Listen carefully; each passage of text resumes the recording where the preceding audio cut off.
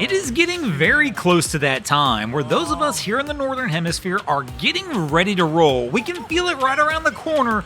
We're ready to break out those toys and get back out there on the water. But before we do that, I feel like I should go ahead and serve up a little bit of a refresher. Just some nice little reminders, some tips and things you should keep in mind before you just jump back out there onto the water. Welcome back, crew, to this episode of Boneheaded Boaters of the Week. And one of the first tips and reminders we're going to serve you guys is always work smarter, not harder. That's right, when it comes to boating, always trying to find the best way to get the task done. Sometimes you may see a way to get a task done on the boat and you think that's it. That's the way it should be done, but if you stop and pause for just a few moments, you'll think to yourself, there probably was a better way of doing this. And speaking of better ways of doing things, one of the first tips we're going to give is before you get started in that boating season, go ahead and do a visual inspection around your boat. Look for any signs of things that may have possibly gone wrong while the boat was sitting there in storage during the off-season. Now, when you're doing that inspection, go ahead and inspect the trailer as well.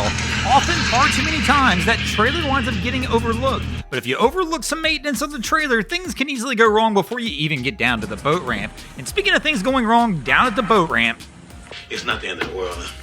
These kind of things happen. Let's have a look at it. No! Always try and review your old boating checklist before you head down to the ramp for the first time and do something wrong. What's that bubble there? What do you think? Well, how the hell did you get the bees above the frag?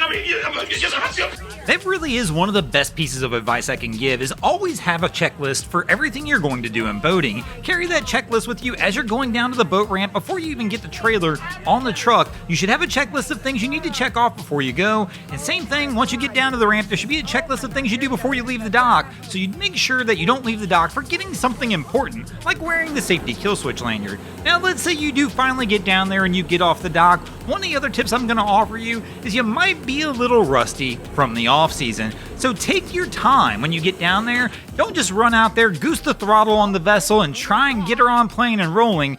Get back used to being on the water and how the vessel's going to handle while you're out there.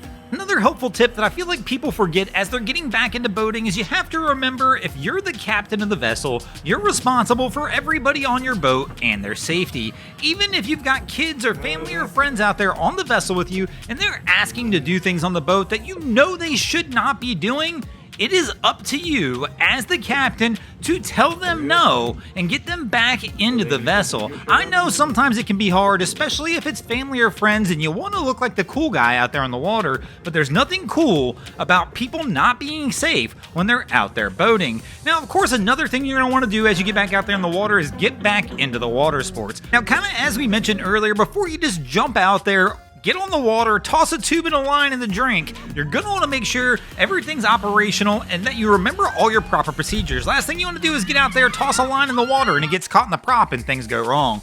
And speaking of things getting caught in the props, another thing some people tend to forget when they're getting back out there into boating is going to be, tides and weather.